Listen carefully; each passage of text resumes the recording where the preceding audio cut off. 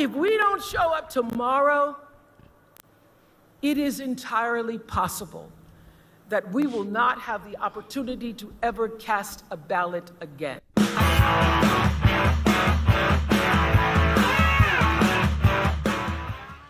What's up, everybody? Welcome back to Opinions Vary. That's Opinions with an A. Please like, share, and subscribe. And we're going to talk about Stephen A. Smith going off on Oprah Winfrey, going off a little bit on the NFL when it comes to the Trump dance celebration that some of the players have embraced. And Stephen A. Smith, he does have TDS. He didn't vote for Donald Trump because he can't bring himself to, for reasons which he'll get into in the video, which I think are ridiculous. But Stephen A. Smith is not a stupid guy. He's a smart guy. I think the TDS just affects him when it comes to politics a little bit, like it does to a lot of other people. So let's get into it, and I'll comment along the way. Let's go. The NFL says they have no issue with players doing the signature dance of President-elect Donald Trump during their on-field celebrations. Players like Nick Bosa from the Niners, Raiders tight end Brock Bowers, and Titans receiver Calvin Ridley are just a few of the players that have mocked the president-elect's signature moves. I don't think they're mocking anything. I think they're copying, not mocking him. They obviously think it's a cool dance for them to do. I don't think they're mocking the president. I think they probably support him. Now, ladies and gentlemen, in case you haven't seen Donald Trump's signature move, even though he's the one doing it right there, right now, at UFC 309 at Madison Square Garden this past weekend, one of, if not the greatest MMA fighter in history, John Bones Jones, did it after defeating Stipe Miocic in the third round there with Trump sitting ringside. You saw it right there. If you haven't seen that, it's an incredible moment. I did a video on it. I'll put it up in the top of the screen there. You could hit that. Let me tell you something. Here's why I'm pissed off that the NFL had to even issue a statement about it. Because celebrations usually don't warrant that. It doesn't require a response from the league. The NFL is completely woke. We know this. They've been that way for years now. They can't help themselves. So why was it necessary this time? You know why? Because we got a bunch of people still living with their heads in the cloud, acting like they get to protest every little damn thing. No, it's because the NFL's woke. This is America. Donald Trump won the election, rather convincingly, I might add. Now, I didn't vote for him, and I've been on the record stating that. I'm not backing up from that. I didn't vote for him because I don't think he's presidential. I don't think his behavior, rather, is presidential. I think the presidency is a statesmanship position. I think it's important to galvanize folks and to bring them together as opposed to contributing to divisiveness. But he won. Has Joe Biden been anything you just said? Has Joe Biden been anything you just said as a requirement for you to vote for president? Is Kamala Harris any of those things? No, she didn't demonstrate any of that during the campaign. So this is his TDS affecting his better judgment. Like I said, very smart guy, very articulate, great at articulating his points. TDS affects people in strange ways. And I have no problem accepting the fact that he won fair and square in romp-like fashion, I might add. And he's worthy of being the president of the United States according to the voters. They have spoken. They spoke emphatically, not just in red states, but in blue states as well, in battleground states as well. He won. There's no debate. There's no controversy. There's no anything. He won convincingly. So to me, that says that the American people have made their choice. I got news for you. Football players are usually American people. So are basketball players. So are UFC fighters. They got a right to support who the hell they want without the league needing to send in a response. I didn't see a response from the UFC. You know why? Because Dana White wouldn't entertain it. Because Dana White is smart. Now, I'm going to stop it right here for a second and just hear me out. I know what I'm going to hear, and I'm going to hear, well, Colin Kaepernick. And you guys had a big problem with Colin Kaepernick taking a knee during the national anthem. Okay. The difference to me is this. He was making a political statement. Donald Trump's dance is not a political statement. It's a dance that somebody does, and it has nothing to do with his politics. It's something he does as just a move, spontaneously. And the players think it's funny, whatever. Maybe they're mocking him, like Stephen A. Smith says, whatever. Colin Kaepernick was making a political statement during the national anthem. Admittedly, he was doing that. He has no problem saying it was a statement, political statement against whatever, police brutality and misconduct and all this other stuff. Okay. The NFL embraced that. The NFL not only embraced it, to this day, they're still wearing sayings, I guess. I don't know if they still have the sayings on the back of the helmets. I don't watch the NFL anymore, and it's because of what went on during Colin Kaepernick. That's my preference. That's my right to do so. I protest with my wallet. So I know they have the sayings in the back of the end zones, still to this day, apparently, okay? So the NFL got itself involved in this mess. What they should have done with Colin Kaepernick day one was says, you're an American citizen, you have every right to protest, but you will not do it while you're wearing one of our uniforms of one of our teams. Just like everybody else. Everybody has their job. Most places I know where people work, you're not allowed to protest your personal grievances while on job time. The NFL could have very simply said, we respect your right to protest. This is what you feel passionately about. As soon as you leave the facility, you are free to do whatever you want. You're a private citizen as long as it's legal. And that would have been the end of that. But no, the NFL, because they're woke, because they can't help themselves, got involved in Colin Kaepernick, and they've never recovered. They've never recovered.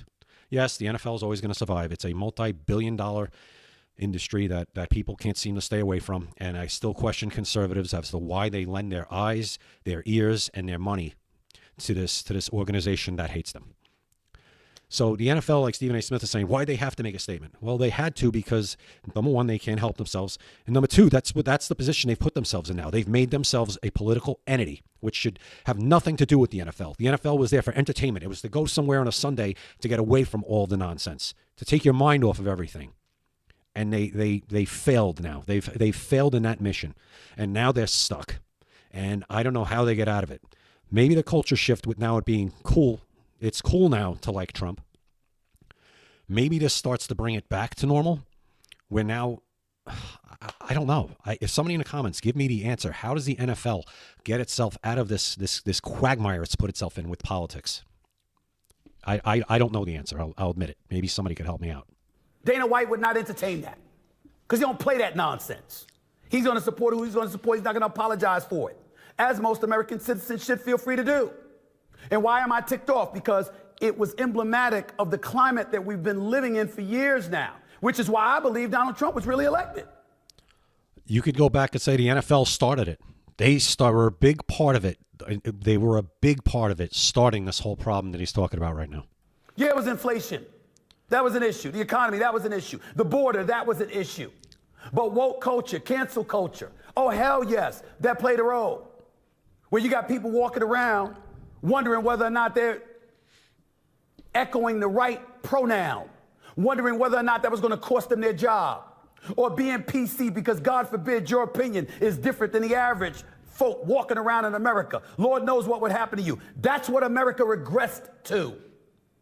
And because of that, I believe, is a big reason why Donald Trump, on January 20th, will be inaugurated as the 47th president of the United States of America. I'll continue with that opinion in just a second, but I wanted to move on to this right here. Because did y'all see this report that Vice President Kamala Harris paid Oprah Winfrey's production company nearly $2.5 million for her support during the campaign? He's going to go off on Oprah right now. Initial reports said the Harris campaign shelled out $1 million. However, two sources told the New York Times that Winfrey's production company was actually paid closer to the $2.5 million. It's incredible. That number pales in comparison to the estimated $1.5 billion that Harris and the Democrats spent in their failed campaign to win the White House. Why would that piss me off? Well, it should piss you off a couple of reasons. First of all, the fact that many people voted for her when she can't even run a campaign. She ran her campaign financially into the ground. Well, like her and Biden did to the country. So we're going to continue that. She can't even run a campaign and keep it in the black. She's going to run the country into the black. She's going to fix the deficit. She's going to fix the economy. She can't even run a campaign. $1.5 billion, and they finished apparently $20 million in debt. That's incredible. That's you can't even make that. That's how do you blow $1.5 billion? Why does Oprah Winfrey talk about? Why does Oprah Winfrey talk about? What the hell is your production company doing getting anything from the Harris campaign? This is the same Oprah Winfrey that has donated to Cory Booker's campaign in the past. Remember Senator Carol Moseley Braun? Oprah Winfrey donated to her campaign when she was running for the U.S. Senate. She knows how to pick 'em. Remember when Barack Obama won the presidency in 2008? They said at the time reportedly that Oprah Winfrey's impact equated to more than 1 million votes in his favor over Hillary Rodham Clinton in the Democratic primary. So here you are, donating to Democrats all over the place, which, by the way, I don't believe that. You know who made the impact? It was Barack Obama. Because if Oprah Winfrey still had that impact, she would have helped everybody else that you just talked about. I mean, Cory Booker, he's in a pretty solid blue state for now. Actually, he's really not. Look at my last video. New Jersey could be turning the other way, but the elections Cory Booker has had to run in, New Jersey was solid blue. Barack Obama was the one who got 1 million more votes for Barack Obama. Okay, as I've always said, I can't stand Barack Obama. His policies, I think, are horrible. His ability as a politician, second to none, just about. Oprah Winfrey has done for decades. You giving money. You giving money. Think about this. Remember Stacey Abrams in Georgia? Has she conceded yet? According to reports, Oprah Winfrey gave her over $10 million. I've got the news right in front of me. The donations highlighting the things that she has done for candidates she has supported. What's the theme here, ladies and gentlemen? Oprah is usually doling out money. Maybe she's tired of doling out money to losers. The last real winner I donated to was Obama. But now your production company is getting a piece, which is pennies to Oprah Winfrey. And she issues the statement talking about it wasn't to her, it was to her production team. And oh, by the way, they had to be paid. End of story. That is not the end of the story. That is not the end of the story.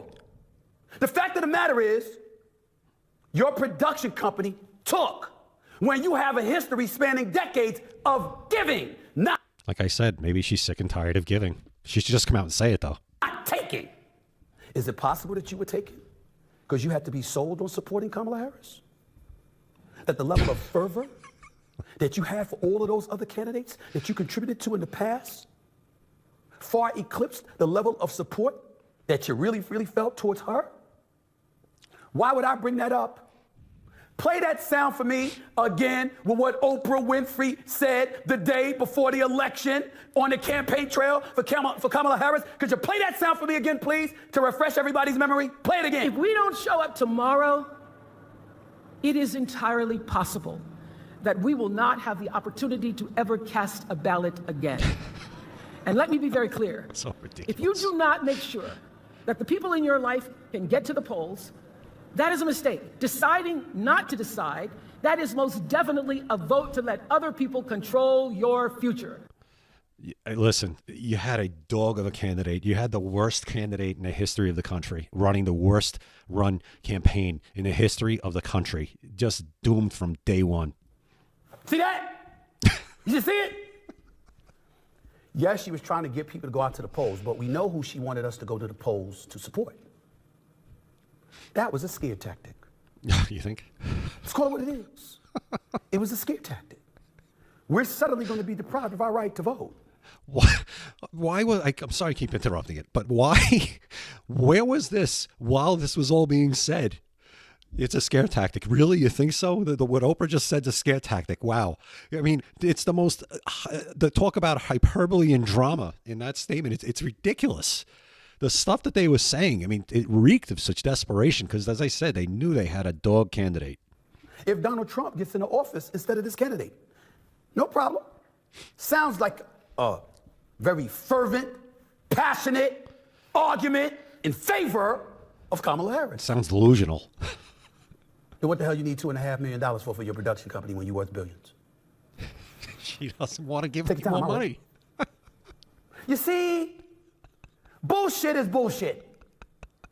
I'm not in any way questioning the contributions that Oprah Winfrey has made to the black community, to black people, to our society as a whole. She is the epitome of the American dream. She is marvelous. In this horrible racist country. The problem was she tried to convince us somebody else was marvelous without taking into consideration how her actions would look once we got a hold of this information. Which now brings into question, how marvelous did you really think Kamala Harris was? She didn't. That's why people have a problem trusting not just politicians, but celebrities who come out in the open to support them. Oh, really? You're Oprah, you're worth billions. It's a horrible look for you to take a penny for you or your production company if you really supported her. And oh, by the way, speaking of things that don't look good. Did you really think I was going to forget about Morning Joe on MSNBC? Oh, man. Now, ladies and gentlemen, let me preface my comments by saying I respect the hell out of Joe Scarborough and Mika Brzezinski. Why? They've done a phenomenal job. I'm not here to cast any aspersions, but I am here in the interest of fairness, because if we're going to move forward, we have to be fair. I did not vote for Donald Trump. I am going to be fair to the 47th president of the United States. I'm simply saying I'm not going to be hypocritical. Morning Joe, do you remember some of the things they entertained about Donald Trump? Racist? Along with other incendiary things? Yeah. When people were bringing up Donald Trump's name and mentioning Nazis and stuff like that, there was nothing said on that program to quell that momentum. Listen, I love all this, Stephen A. Smith, but you've got to be this vocal, while it's going on. You've got to be this vocal every day. If you want to stop these people from destroying the party you're loyal to, you need to speak up while it's going on. You can't just come out now and, go crazy. I'm enjoying it. It's funny, but you got maybe learn a lesson. You got to stop this stuff while it's happening in real time. They were all in. Donald Trump wins the election, and then they come on TV and they tell us that they've met with him in Mar-a-Lago. I appreciate that. Why? You do. But could you tell us whether or not you told him to his face that you thought he was a racist, or that you apologized for calling him that? You know the answer to that. That you thought his name should be associated with Nazis or anything like that? Or that you retracted those statements to his face? Could you give us some information? No. Because I didn't hear that. You're not going to hear it. All we heard is that you're mad. That ain't good enough. Oh, man. Why? Because of what you said on the airwaves. See, here's what Stephen A. is about. If I say it publicly, I'm going to own it. If there's a retraction that needs to be given, I'm going to own that too. Because that helps trust. And that's what we're lacking in today's day. And why is that? What side of the aisle is whose fault is that? Because we know the media, what side of the aisle, everyone you're talking about and all the issues you're alluding to right now, where it all came from. Okay? And this is great. At least you're doing like a post-mortem, like an autopsy of what happened, which is more than probably 90% of the media is doing at this point. But while it's happening in real time, like I said, this is a smart guy. You don't see, is the TDS that bad that you didn't see this in real time as it was happening? Because we all did. And I'm not paid any money to talk on this thing. And we all saw it. Come on. That's why you have people looking at quote unquote legacy media. That's what they're talking about these days. And they're saying, yo, legacy media is dead. It's not because folks are stupid. It's not because journalists aren't competent. Yes, it is. It's not because pundits and commentators and journalists and editors and producers and all of this other stuff don't know what the hell they're doing. I think it's all of that. It's because we do, but we leave wiggle room for our intents to be questioned. No. And that is what I strive to avoid. You're going to know where the hell I stand come hell or high water. And if I'm wrong, I'm going to man up and own it. If I was wrong in a public platform, I'm going to say I was wrong in a public platform. Say you're wrong right now and that you should have taken care of this and been this vocal about it while it was happening. If I was bold enough to say it to you publicly or about you publicly, I'm going to own it in private and in public. That's all I'm asking for. Morning Joe, Mika Brzezinski, Morning Joe. Oh. That's all I'm asking for, Oprah. That's all I'm asking for. You could ask. By the way, I could get into I'm not gonna get where it. the hell was Stacey Abrams, who ran for the gubernatorial race in Georgia years ago, lost, and we really haven't heard from her since? Because she's done. Because she helped Biden get elected in 2020. No, she didn't. And for some strange reason, dipped from the spotlight. Don't think I didn't notice that either. She's a losing candidate. And I'm not blaming her. I'm blaming the Democratic Party. What the hell happened with her? She's unelectable. Nobody took care of her. Nobody looked out for her. These are legitimate questions. We looked out for her how? But I'll save that for another day. Okay. Just wanted y'all to know where I stand. And to piggyback off of what sparked this conversation, to applaud those NFL players who felt free enough and were bold enough to do their Trump dance. It ain't about Trump. It's about them reminding everybody this is America. And we should be allowed to believe what we want to believe, feel what we want to feel, and do what we want to do within reason without having to worry about being ostracized, demonized, and ultimately excoriated to the point where we got to go into hiding. Those days need to be over. And when it is... Who put everyone into hiding? Again, who did? Your side. Your side did all this while you were standing on the sidelines watching. We'll know that we're gearing back towards America being what it used to be and what it should be still. All right. He's very entertaining. Obviously, I was entertained the whole time. I apologize if I was laughing too much. I don't know. I just can't help it. He's entertaining, which is why he has the following he does and why he gets paid what he gets paid. But at the same time, I think that the TDS it's real. I've been saying this for years, since probably early on in Trump's first term. I said, it's real. It's a real thing that needs to be officially diagnosed and put in medical journals and specifically targeted for treatment. I'm not being hyperbolic right now. It's a real thing. When you have a guy like that who's obviously hyper intelligent, hyper charismatic, hyper tuned in, but can't zero in on it as it's happening in real time. I'll give him credit for trying to now, where I think he's still wrong in a lot of cases, but he's not onto it totally. But how are you not seeing it in real time? It's common sense. It's a 2 + 2 is 4 thing. And this is why you got blown out, like you said. Bill Maher, same thing. He's right there. He's so close. But the TDS just stops him. He can't get past Donald Trump. It's like this barrier that stops the common sense from just pushing over the line. They can't get there because of Trump. And I said it needs to be diagnosed officially and treated, specifically treated, targeted. Some kind of medication. I don't know, come up with a name. Whoever comes up with a name for medication and gets it through testing is going to be a multi-bazillionaire because it's real. I thought it was a great segment, and as I said, highly entertaining. I hope you guys enjoyed it as much as I did. Give me your thoughts in the comments about, I don't know, what do you think? Do you think Stephen A. Smith is he gonna come through all the way? Is he gonna get there, or is just Donald Trump, the TDS, just gonna stop him from really just going full 180 and really getting it? I don't know. I think it's gonna stop him unless over the next year Trump really turns things around the way we think he will, and then there's no denying it anymore, no matter how unpresidential you think he might be, and he's not a statesman and all this other nonsense he's talking about. Like, nobody cares about that. The people that voted for him at this point, enough people woke up and said, I don't have to have dinner with the man. I don't have to drink with him. I don't have to do anything with him. I just want him to make my life better with his policies. Hating Trump isn't enough anymore. That's what they ran out again. Hating Trump. He's this, he's going to do this. He's a dictator, going crazy. Wasn't enough anymore. Wasn't enough. And it's because people said, people woke up and said, that guy's not my friend. I'm never going to meet the guy in my life. But if his policy is going to help me and my family, he's got my vote this time.